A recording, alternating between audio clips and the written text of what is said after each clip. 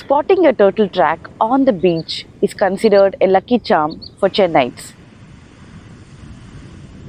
Often, when baby turtles are found outside their homes, fishermen guide them back to the sea.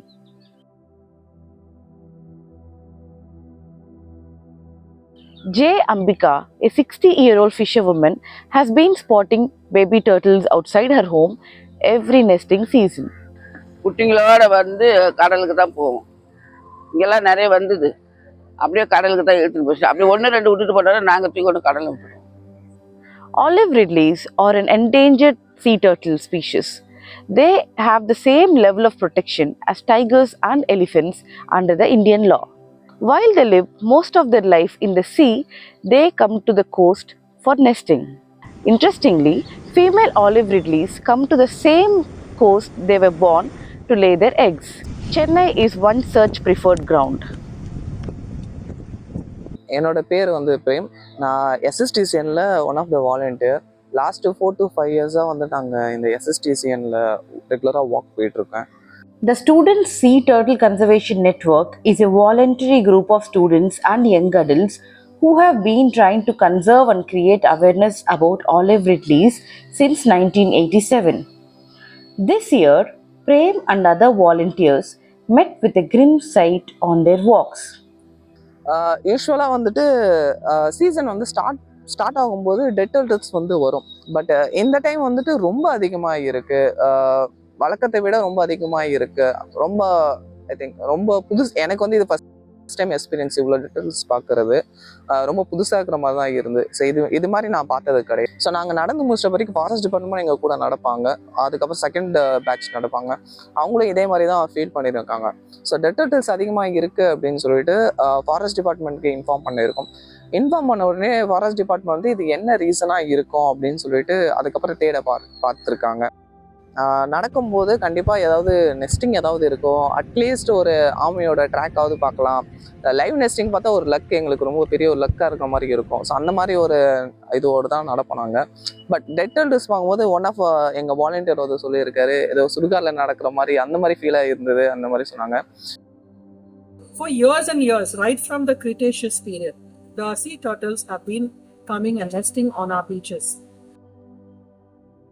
So when they are congregating offshore, unfortunately they are getting caught and getting trapped in these fishing nets, which are drawn for more than 1 hour to 3 hours in the seabed. So sea turtles are air-breathing reptiles. They need to come up to the surface of the ocean every 40 to 45 minutes.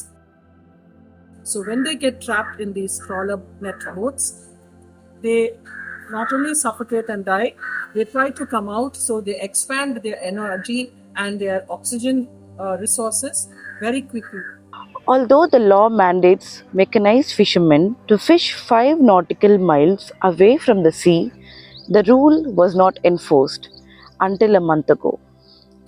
Right from January 3rd, we have been observing many dead turtles washing ashore along the entire coast. Right from 5th to 19th, we have observed the maximum number of dead turtles along the coast of Tamil Nadu and Andhra Pradesh, because that's when there was intense fishing after Christmas, when the storms had subsided, and a lot of shrimp and squid was found very close to the estuary areas. So not only were artisanal fishermen fishing in these areas, but also the trawler fishing boats violated the Marine Fisheries Regulation Act, and they came closer. Fishermen have told us that they could see trawl boats fishing 3 to 4 kilometers from the shore when they were also fishing for shrimp and squid. Only since January 22nd, after the government of Tamil Nadu has taken the issue of dead turtles washing on the shore seriously, the Fisheries Department and the Forest Department have jointly enforced the Marine Fisheries Regulation Act, given intense awareness to the trawl fishing and mechanized boat owners and workers. Tree Foundation also went on January 20th to the fishing harbor, did one-on-one awareness to each and every fishing harbor worker and owner on the fishing harbor in Kasimede.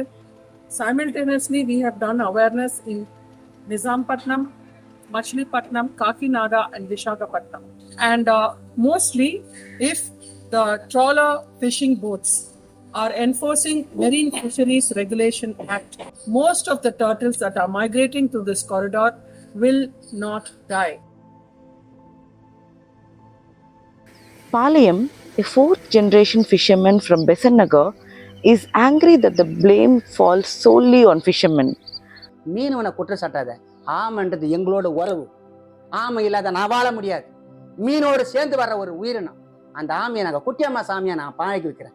ஒரு வலை மேலே வந்தால் கூட அன்னைக்கு ஒரு நாளில் மோட்டை போட்டு ஒரு பாத்தியா மாதிரி பண்ணி, அம்மா தாயே இன்னைக்கு வந்த மாதிரி நாளைக்கு வராதுன்ட்டு பச்சு போடுற மக்கள் இன்னைக்கு. அந்த ஆமையால் எங்களுக்கு எந்தவித பாதிப்பும் இல்லை. Palayam blames fisheries policies which led to mechanized boats, especially trawlers entering the Indian coast. 1950 நாங்கள் கை மரம் எங்கள் எப்பயுமே உட்டில் கை மரம் தான் தண்டு வலிக்கிறது தலா தவறு தான். அப்போ தான் போட்டு 1950 ஃபிஷரிஸ் எடுத்துன்னு வரோம். இது மாதிரி ஒரு போட்டு, ஒரு ஊருக்கு ஒரு போட்டு கொடுக்கலான்றது. அப்போ எங்களுக்கும் அந்த போட்டுக்காரங்க சரியான சண்டை நடக்குது. தேவையில்லை, நாங்கள் கை மரம் போனால் எங்களுக்கு 10 ரூபா கிடைக்குது, அதுவே போதும், நீவே வந்தனா தொடச்சிடுவேன், நாளைக்கு எங்களுக்கு இல்லாத போகிற ஒரு சூழலில் அன்றைக்கே சண்டை நடக்குது. இந்த போட்டு இது வந்தால் மீனவருக்கு அழிவுன்னு உனக்கு தெரியாதா? நைலானை யாரை கொண்டு வந்தது? நாங்கள் ஆரம்பத்தில் காட்டன் நூலில் தானேயா பிடிச்சோம். தூரி மதவலைலாம் காட்டன் நூலில் தானேயா பிடிச்சோம். எல்லா மிருகமும் கடலேடி வரும். நீங்கள் கொடுத்த வலை அத்தனையுமே அழிவை நோக்கி தான் போயிருக்கு. போட்டுன்ற பேரில் பணக்காரன் ஏழை என்ற பாகுபாடவை ஆக்கிட்டேன். யார் காரணம்? அரசு தானே. அன்னைக்கு இதை கொண்டு வரலனா இன்ன வரைக்கும் மீன் வலை குறைஞ்சிருக்குமா? Palayam has also been tracking the state of turtle nesting beaches and estuaries in Chennai. நீ நார்த்து பக்கம் போனீங்கன்னா குடி தண்ணி, நல்ல தண்ணியை, அதாவது கடல் தண்ணியை குடி தண்ணீர் ஆக்குறது பண்றீங்க. அடர்ந்த உப்பை நீங்க கொட்டிடுறீங்க. அங்க இருக்கிற உயிரினம் எவ்வளவு இருக்குன்னு தெரியுமா? அந்த உயிரினெல்லாம் சாவுது. நீ போடுற பைப் லைன்ல கொடுக்கறதுனால கல்லு கொட்டுற. தொடர்ந்து நம்மளுக்கு ஒரு 10-15 ஊரை இன்னைக்கு இல்லை. அப்ப இதுல இருந்து என்ன தெரியுது? அரசு எந்த இடத்துல கல்லு கொட்டணும், எந்த இடத்துல கொட்டக்கூடாதுன்னு நானே கொட்டி இன்னைக்கு இந்த ஆமை வர்ற இடமும் போக முடியல, ஆமை உட்காரத்துக்கு இடம் இல்லை, முட்டை உறுத்து இடம் இல்லாம இருந்தா என்ன பண்ணோம்? அப்ப வரும்போது முட்டையோட போனா அது இறக்காதா?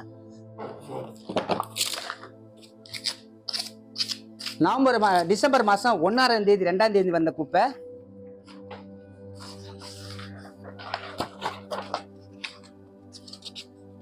இத மாதிரியா இருக்கு. நவம்பர் மாசம் அந்த பென்ஷன் புயல் வந்து இல்லையா, டிசம்பர் மாசம் 1ஆம் தேதி வந்து இல்லையா, 2ஆம் தேதி 3ஆம் தேதி இவ்வளவு குப்பையும் வந்து அடையுது. இவ்வளவு குப்பை ஒரு அடையார் முகத்துவாரத்துல வந்தா, இவ்வளவு பிளாஸ்டிக் இது மாதிரி வந்தா எந்த உயிரினும் நல்லா இருக்கும்? நல்லா பாருங்க. ஒரு ஆத்துல கொசத்தலாறு இருக்கு, பூவாறு இருக்கு, அடையாறு இருக்கு. இந்த 3 ஆத்திலங்களே வர்ற குப்பைங்களை நான் எடுக்கிற டேட்டால ஒளிநீட தாக்கம் முதல் புரிதல் இல்லாம செத்து போச்சு அத மேல தாட்டு வேலை. ஆனா செத்துதுக்கு என்ன காரணம்? But conservationists say that the current deaths are unlikely to be linked to plastic waste on Chennai's beaches. From 2009 up to 2015, we had permission from the Tamil Nadu Forest Department to conduct necropsies and find out the cause of death of sea turtles and marine mammals. So in that, we didn't find any of them with plastic ingestion or anything. Now, when in the beginning of the season, we send letters to the Fisheries Department, Indian Coast Guard for intensifying patrolling near the estuary areas and asking the Fisheries Department to enforce regulations, inform the artisanal fishermen not to use the ray fish net, and also enforce regulation. But nothing has happened all these years.